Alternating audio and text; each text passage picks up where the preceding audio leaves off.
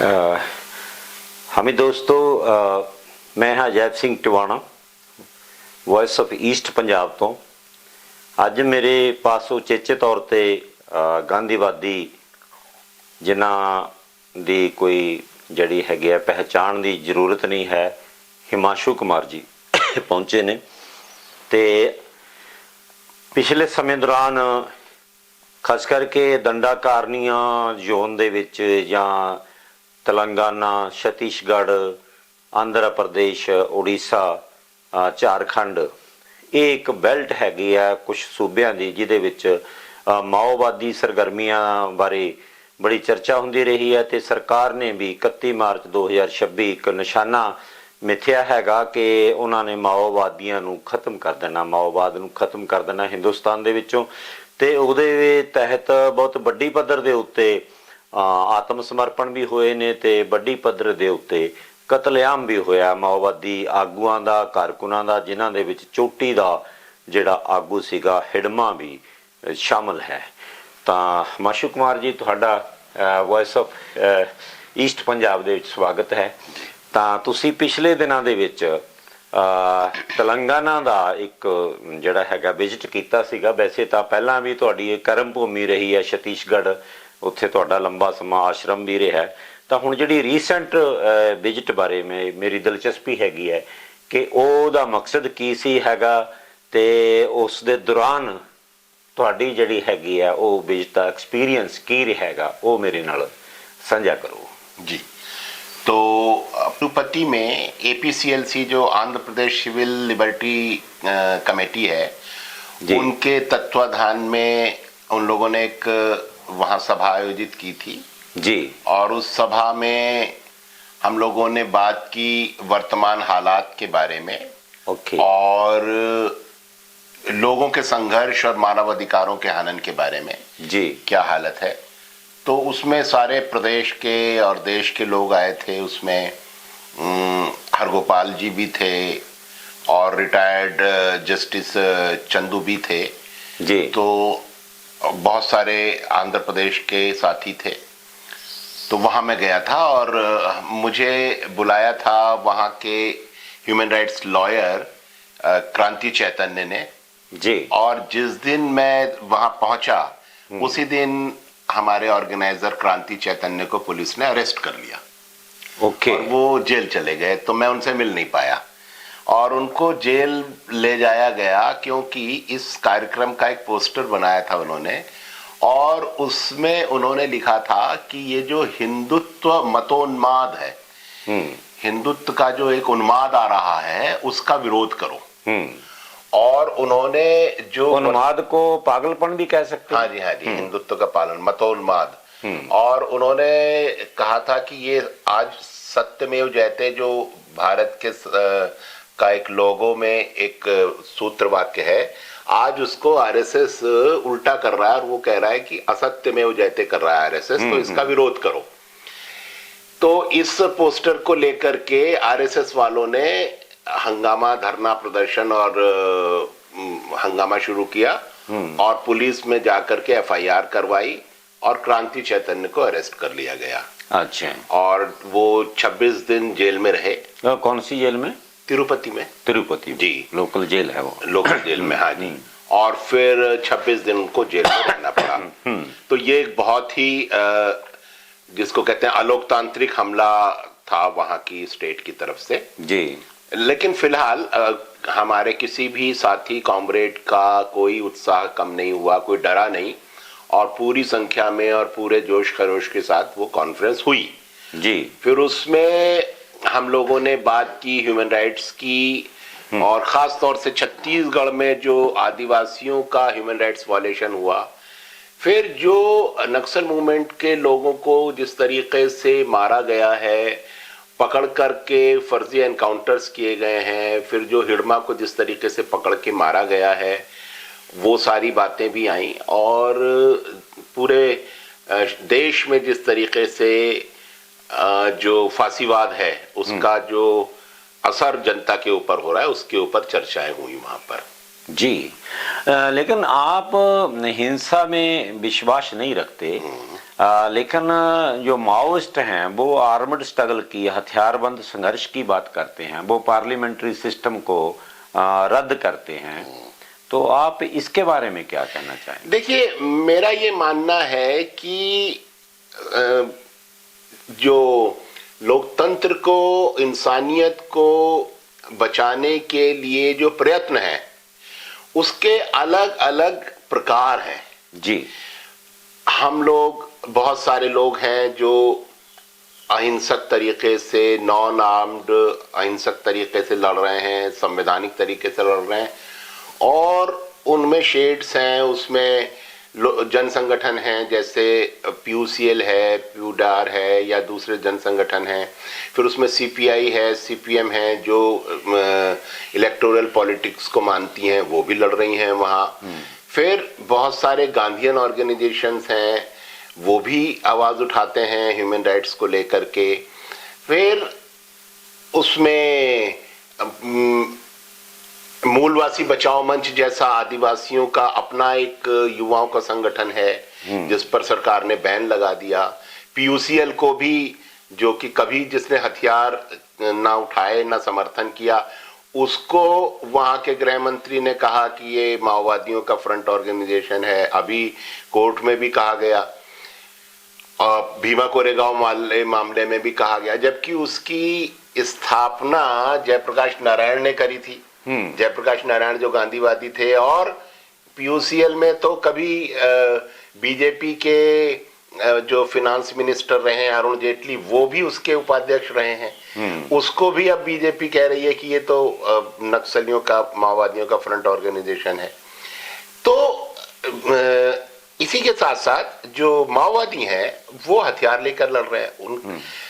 अब मेरा ये मानना है व्यक्तिगत तौर पर कि जो सरकार है जी, सरकार की नजर में उसकी नीतियों और कॉरपोरेट पूंजीपतियों का विरोध करने वाले सारे लोग एक हैं जी। इसलिए आप देखिए, मोदी हो चाहे भाजपा सरकार के दूसरे नेता हो, ये सभी लोगों को एक ही खांचे में डाल देते हैं और कहते हैं कि हमारा विरोध करने वाले सब नक्सली हैं, अर्बन नक्सल हैं, पेन वाले नक्सल हैं। मोदी खुद कह चुके हैं सूरजकुंड वाले प्रस्ताव में, मेले में, वो उनके भाषण में, कि दो तरह के नक्सली होते हैं, कलम वाले होते हैं, बंदूक वाले होते हैं।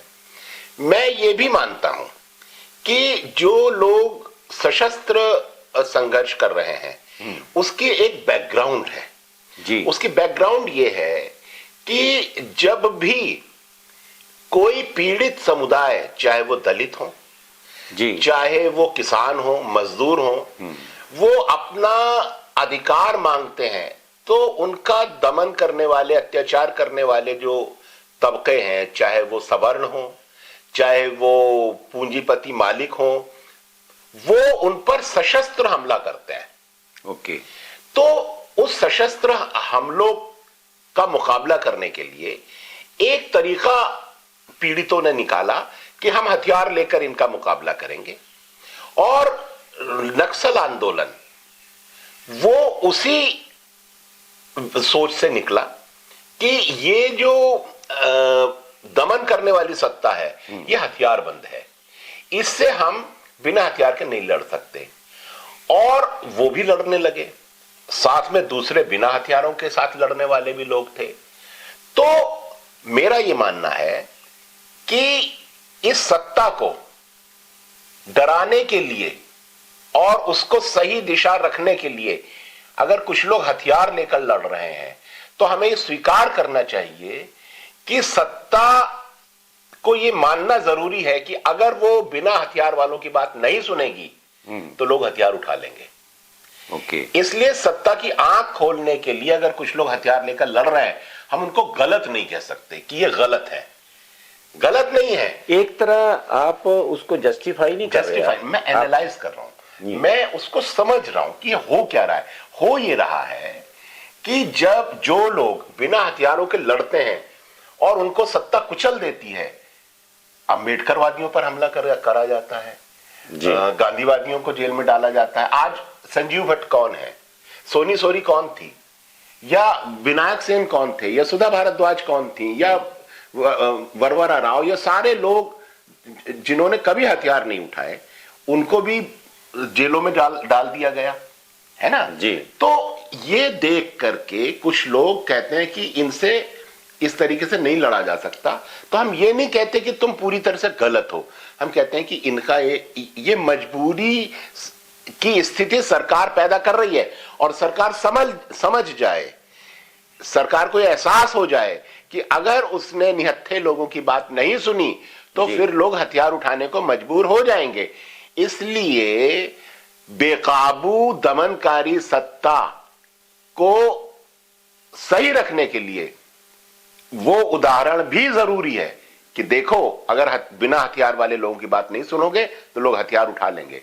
इसलिए तुम दमन को खत्म करो, लूट को खत्म करो। लेकिन वो आपकी जो एडवाइस है वो एक तरह हम समझते हैं कि ये जायज है ऐसा कहना कि उसके लिए अल्टीमेटली जो सत्ता है वो रिस्पॉन्सिबल है, अगर कोई हथियार उठाता है उसको मजबूर किया जा रहा है। लेकिन अल्टीमेटली वो इसमें उसको लगता है सत्ता को या समय की बीजेपी सरकार को कि हमने जो टारगेट मिथा है, टारगेट निश्चित किया था, वो पूरा होने जा रहा है। उन्होंने बड़ी स्तर पर जो माओइस्ट लीडर थे उनको आत्मसमर्पण करने के लिए मजबूर कर दिया, उनको कॉल किया कि आप मेन स्ट्रीम में आए, आप मुख्य धारा में आए, आपको सभी फैसिलिटी हम देंगे। लेकिन इसमें वो बाई हुक और क्रुक किसी ना किसी तरह बड़े पैमाने पे उस मूवमेंट को बहुत ही जड़ी है संकट की स्थिति में डालने में कामयाब हो गई। तो मौजूदा स्थिति में जो 40 साल से जो मूवमेंट ने जो उनकी अचीवमेंट थी इस लाइन पे, जिसको आप मजबूरी की लाइन बोलते हैं, जहाँ उनके लिए दूसरा अल्टरनेटिव नहीं छोड़ा, जैसे आपके साथ सरकार ने व्यवहार किया, वो भी एक मिसाल है कि आप तो निरोल नॉन वायलेंट पाथ पे चल रहे थे, आपका भी आश्रम उन्होंने डिमोलिश कर दिया, बुलडोजर फेर दिया। तो लेकिन फिर भी मौजूदा स्थिति में क्या देखते हैं आप कि इसका आपका क्या असेसमेंट है कि सभी मेन लीडरशिप उनकी स्मैश की जा चुकी है, बड़ी स्तर पे सैकड़ों की गिनती में वो आत्मसमर्पण कर गए हैं, कि ये मूवमेंट खत्म हो गई है? देखिए, मैं छत्तीसगढ़ से पिछले 40 साल से जुड़ा हुआ हूँ जी, और सोशल वर्क में हूँ, लोगों के साथ काम कर रहा हूँ। मेरा जो दृष्टिकोण है और मेरे जो विचार है वो इस अनुभव से निकले हैं। मैंने पूरी तस्वीर देखी है और पूरी क्रोनोलॉजी मुझे पता है कि चीजें कैसे हुई हैं। छत्तीसगढ़ में आज जो हिड़मा मारे गए या वहां जिस तरीके से अभी नक्सलियों को या तो मारा गया या आत्मसमर्पण हुआ, 500 से ज्यादा औरतें मार डाली गई नक्सल को कुचलने के नाम पर, और नक्सल भी थी उसमें, जो 500 औरतें मारी गई। ये कोई छोटी मोटी घटना नहीं है, ये एक बहुत बड़ी घटना है। लेकिन इसका पूरा एक इतिहास है, और उस इतिहास में कंपनियों, पूंजीपतियों, कॉरपोरेट और सरकार की मिली जुली जो वहां पर लूट है, संसाधनों को हड़पने की, बस्तर के जंगल को कंट्रोल करके और फिर वहां माइनिंग करने की कोशिश, और फिर उसमें सलवा जुड़ुम 2005 में सलवा जुड़ुम में 650 गांवों को जलाया जाना है, हजारों आदिवासियों की हत्याएं हैं, हजारों आदिवासी महिलाओं से सुरक्षा बलों द्वारा बलात्कार हैं, मानव अधिकारों का भयानक दमन है, यहाँ तक कि छोटी छोटी बच्चियों के साथ जो पुलिस वालों ने बलात्कार किए, जेलों में डाल दिया, निप्पल काट दिए, सोनी सोरी के गुप्तांगों में पत्थर भर दिए, बिजली के झटके दिए, बहुत सारी आदिवासी लड़कियों को बिजली से जला कर बलात्कार किए गए। वो सारा एक इतिहास है, और फिर उसके खिलाफ जो आदिवासियों का संघर्ष है, और फिर नक्सलियों द्वारा उन आदिवासी मूवमेंट को सपोर्ट किया जाना, वो सारा एक इतिहास है जी। उस इतिहास के संदर्भ में हम आज की स्थिति को देखते हैं। आज जो भारत में सत्ता है मोदी, अमित शाह, बीजेपी की, वो पूरी तरीके से इस दमन के पक्ष में है, आदिवासियों को ही नहीं लूटने के पक्ष में है ये सत्ता, बल्कि किसानों को, मजदूरों को, युवाओं को बेरोजगार करना, उनकी सारी मेहनत का फल लूट लेना, उनकी जमीनें लूट लेना, उस सब काम में लगी हुई है। अच्छा, आप इतिहास की बात करते हैं। हाँ। मेरे को दो आइकॉन, आदिवासियों के दो फिगर्स, दो हस्तियां सामने आ रही है। एक तो बिरसा मुंडा था, जो अंग्रेजों के वक्त 1900 में उसने अपनी मूवमेंट जो मतलब लड़ी 1985 से लेकर 1900 तक। और एक है हिडमा, उसको पॉपुलैरिटी मिली है। हाँ, मैं वही बता रहा हूँ। उनके बारे में आप क्या मैं वही बता रहा हूँ कि ये कैसे हुआ, उस एक हिस्टोरिकल बैकग्राउंड है। वो वक्त था जब छत्तीसगढ़ के बारे में सिर्फ बोलने वाले हम लोग थे, चंद लोग थे। मैंने देखा है धीरे धीरे अब एक आदिवासी नौजवानों की पूरी पीढ़ी तैयार हो गई है जो पढ़ी लिखी है जी। हमने तो 1992 में जाके बस्तर में शुरू किया था काम। उससे पहले मैं 88 में गया था, तो 88 से मैं एक तरह से बस्तर के साथ काम कर रहा हूँ। और उस समय वहां शिक्षा का स्तर इतना नहीं था, मोबाइल वगैरह नहीं थे।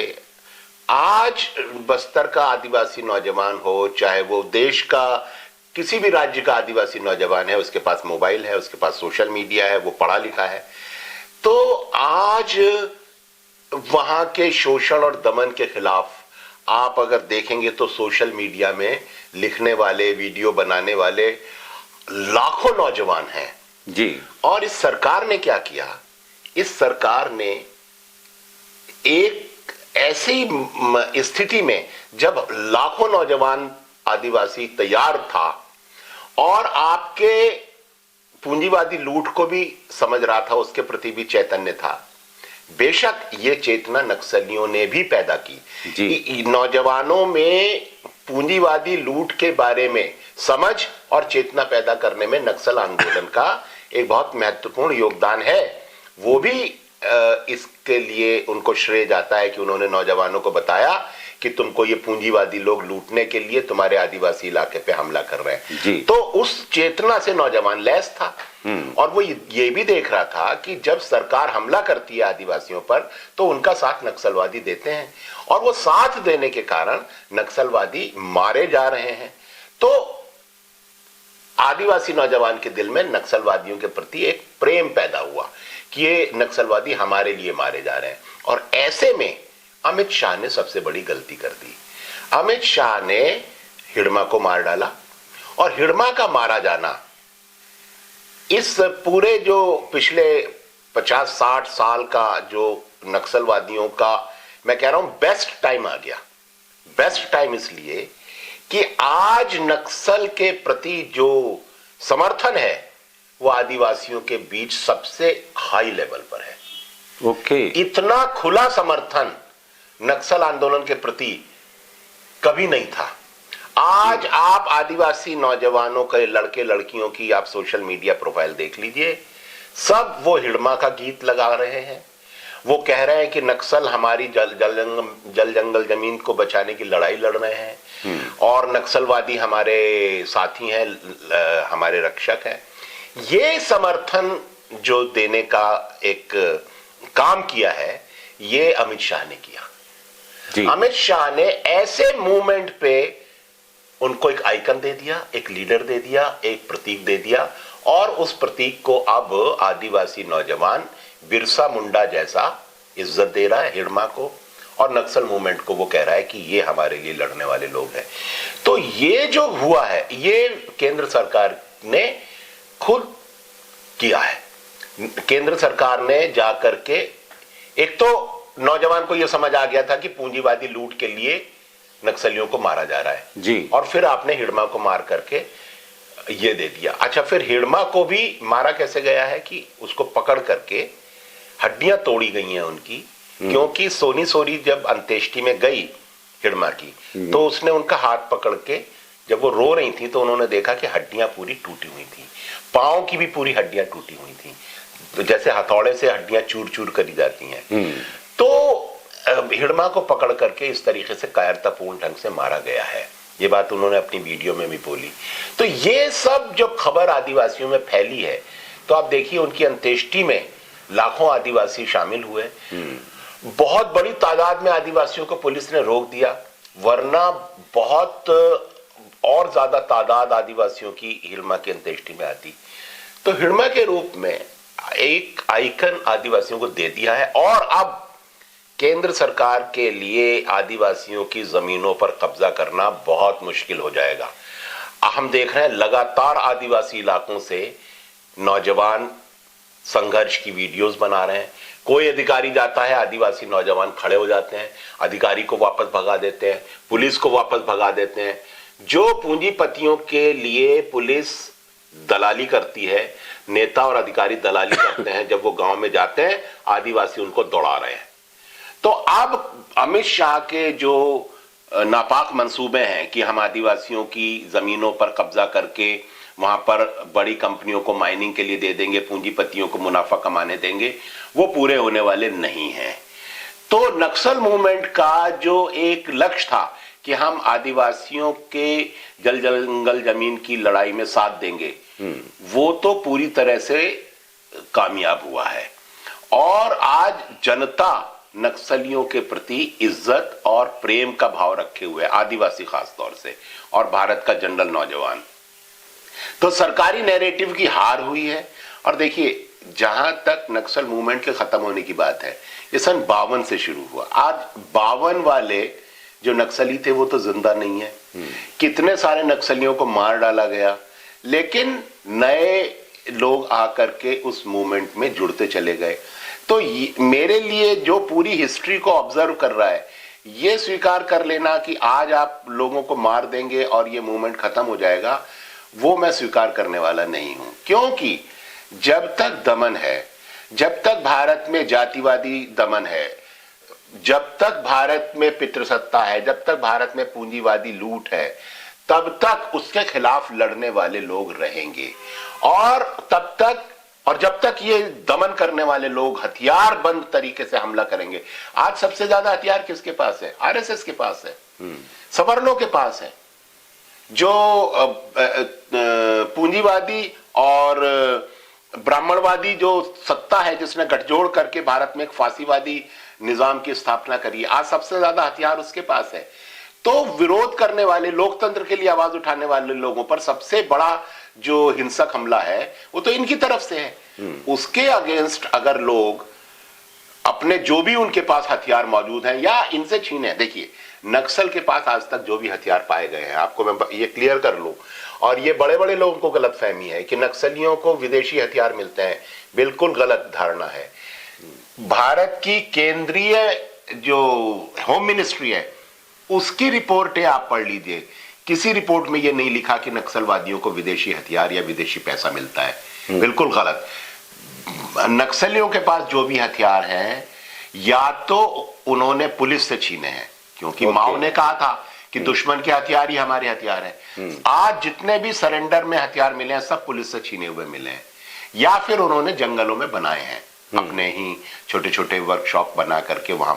तो वो बिल्कुल देसी तरीकों से लड़ रहे हैं वो लोग जी। तो भारत सरकार जिस तरीके से वहां हथियारबंद हमला कर रही है, जनता फिर या तो आपके हथियार छीन लेगी या अपने हथियार बना लेगी और वो आपसे लड़ेगी। तो अगर आप दमन बंद नहीं करोगे, मेरा कहना यह है, मेरा तो सीधा सूत्र है कि अगर अन्याय है तो वहां पर विरोध होना जरूरी है, अगर, और वो होगा, नेचुरल है।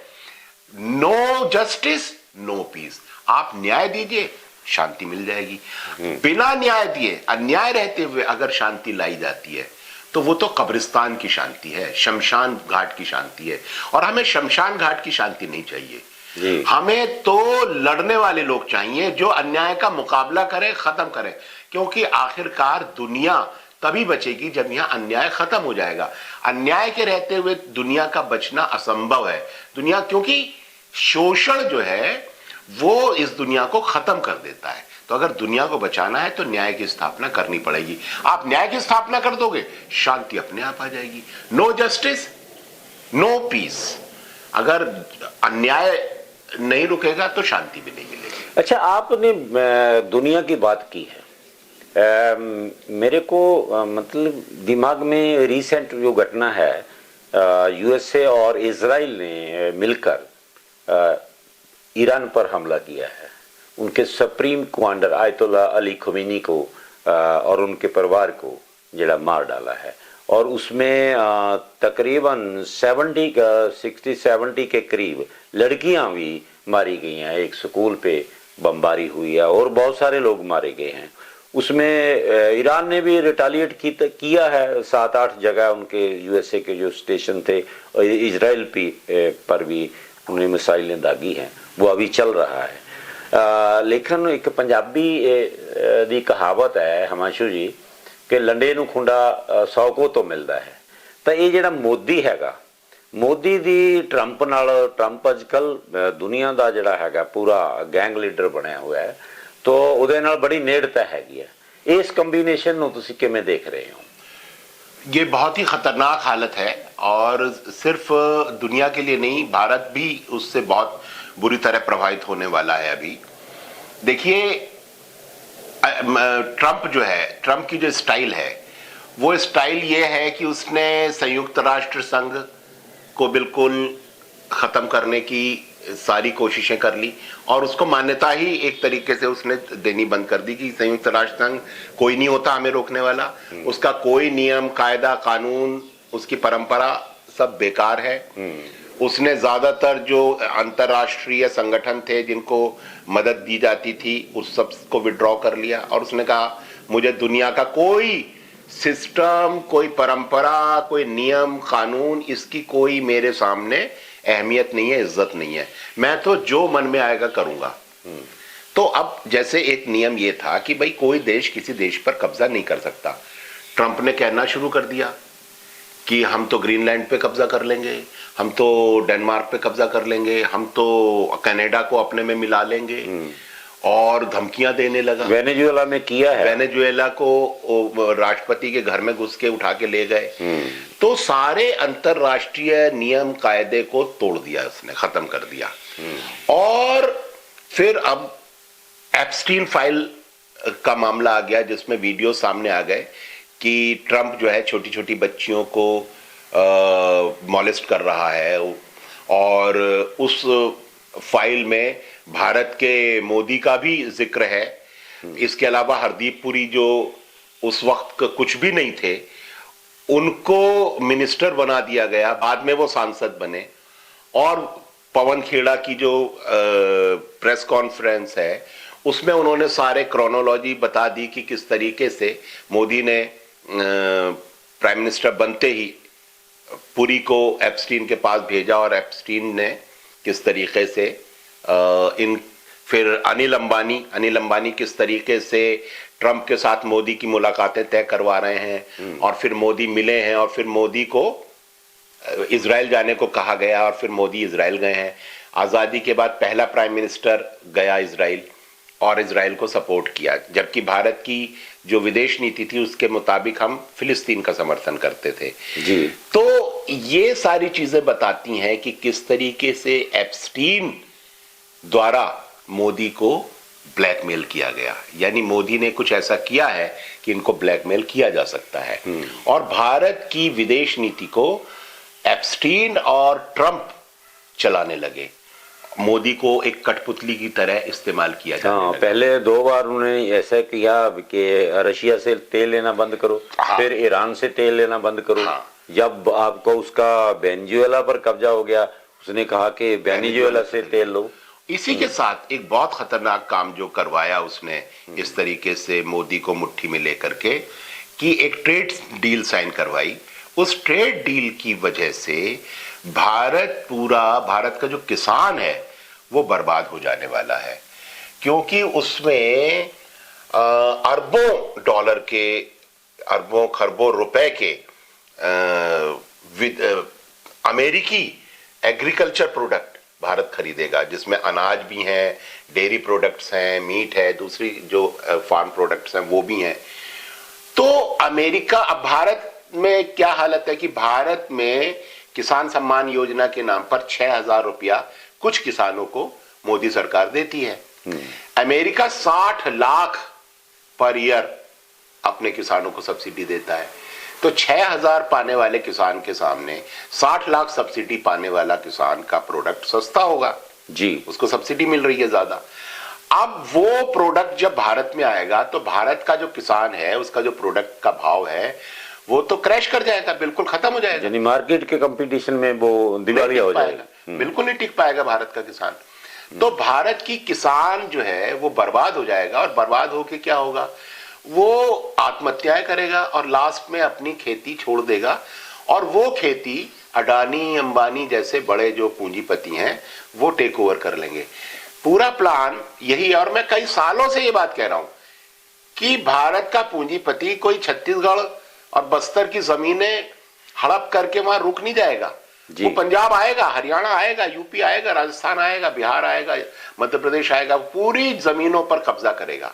तो भारत की एग्रीकल्चर के टेक ओवर की पूरी एक कॉरपोरेट की तैयारी है, और वो करने के लिए आप देख रहे हैं अब खुल करके काम कर रहे हैं। तो भारत को एक तो किसानी को बर्बाद करने के लिए अमेरिका ने एप्स्टीन के माध्यम से ये करवा लिया है। दूसरा जो अंतर्राष्ट्रीय विदेश नीति का मामला है कि अब ईरान पर हमला कर दिया, और ये कौन लोग हैं हमला करने वाले?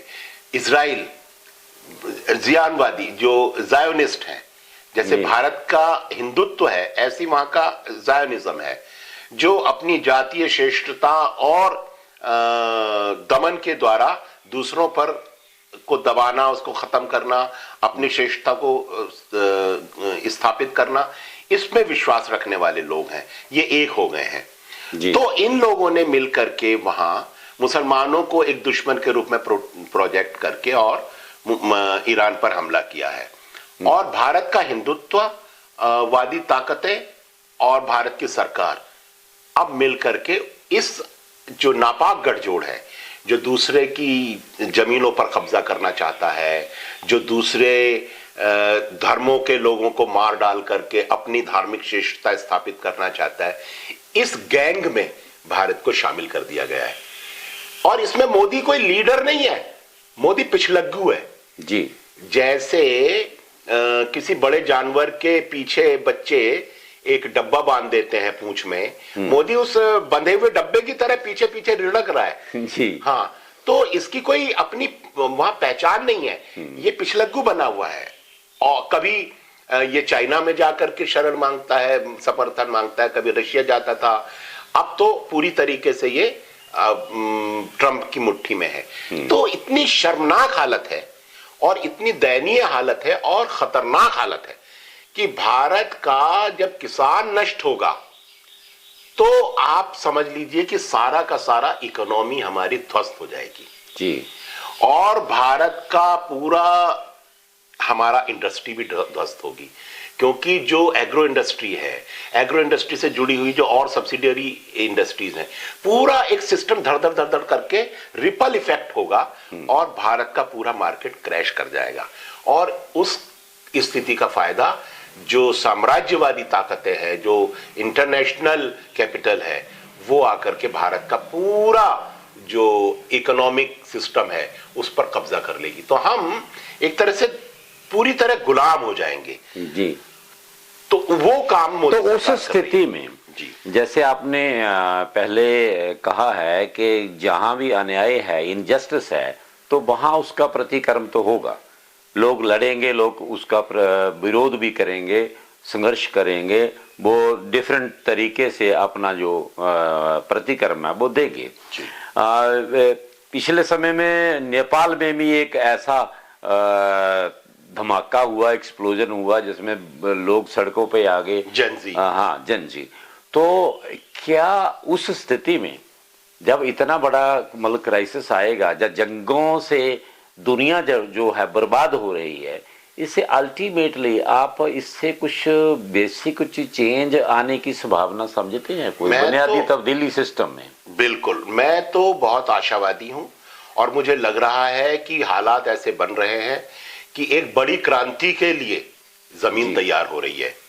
आज जो नौजवान की हालत है, आज बेरोजगारी अपने सबसे हाई लेवल पर है। भारत का बड़ा आदि नौजवानों का तबका आज बेरोजगार है। भारत का जो मजदूर है उसके सारे राइट्स छीन लिए गए हैं। 8 घंटे की बजाय उससे 12-12 और 14-14 घंटे काम लिया जा रहा है।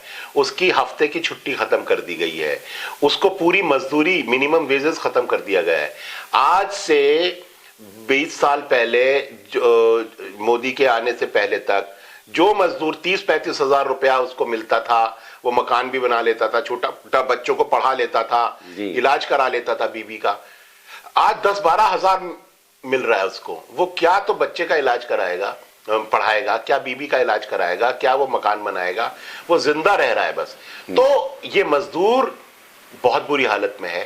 पढ़ा लिखा नौजवान बेरोजगारी का सामना कर रहा है। शिक्षा को महंगा कर दिया गया है। आज गांव का दलित, आदिवासी, ओबीसी, माइनॉरिटी, मुस्लिम, ईसाई जो गरीब है, बुद्धिस्ट है, हायर एजुकेशन में नहीं जा सकते। तो इस स्थिति में एक समाज के अंदर ज्वालामुखी धधक रहा है जी। एक बेचैनी है बहुत ज्यादा। और जैसे ही इसको चिंगारी मिलेगी, ये पिछले, चाहे वो अरब स्प्रिंग हो, चाहे वो जनजी आंदोलन हो, उस सबसे बड़ा एक विद्रोह भारत के अंदर भड़केगा। और जो ये फांसीवादी, पूंजीवादी, जातिवादी, पितृसत्तावादी ताकतें हैं, इनको उखाड़ दिया जाएगा और एक न्यायप्रिय, समतामूलक व्यवस्था की स्थापना होगी। और वो स्थिति मैं बनते हुए देख रहा हूं जी।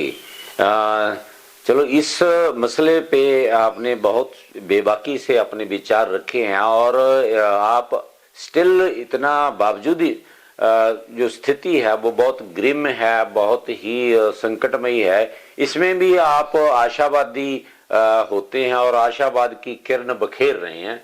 तो ये बड़ी देखिए, मैं लगातार जनता के बीच जा रहा हूं और जनता हमें आशा देती है जी। जनता समझ रही है, जान रही है और वो तैयार है लड़ने के लिए। ये मैं जनता के बीच जाके समझ रहा हूं। तो बहुत बहुत शुक्रिया हिमांशु जी। तो दोस्तों, एक ਤਾਂ ਇਹਦੇ ਬਾਰੇ ਤੁਸੀਂ ਸੁਣਿਆ, ਜਿਹੜੀ ਤੇਲੰਗਾਨਾ ਬਾਰੇ ਇਹਨਾਂ ਦੀ ਵਿਜ਼ਿਟ ਸੀ, ਉਹਦੇ ਨਾਲ ਰਿਲੇਟਡ ਦੇਸ਼ ਪ੍ਰਦੇਸ਼ ਨਾਲ, ਦੁਨੀਆ ਨਾਲ ਸੰਬੰਧਿਤ ਬਹੁਤ ਸਾਰੇ ਮੁੱਦਿਆਂ ਦੇ ਉੱਤੇ ਇਹਨਾਂ ਨੇ ਆਪਣੇ ਵਿਚਾਰ ਰੱਖੇ ਨੇ। ਇਸੇ ਤਰ੍ਹਾਂ ਇਹਨਾਂ ਨੇ ਪਿਛਲੇ ਸਮੇਂ ਦੇ ਵਿੱਚ ਵਾਤਾਵਰਣ ਦੇ ਮੁੱਦੇ ਨੂੰ ਲੈ ਕੇ ਤੇ ਵਾਂਗਚੁਕ ਦੀ ਰਿਹਾਈ ਨੂੰ ਲੈ ਕੇ ਰਾਜਸਥਾਨ ਦੇ ਵਿੱਚ ਇੱਕ ਲੰਬੀ ਜਿਹੜੀ ਹੈਗੀ ਹੈ पैदल यात्रा की थी।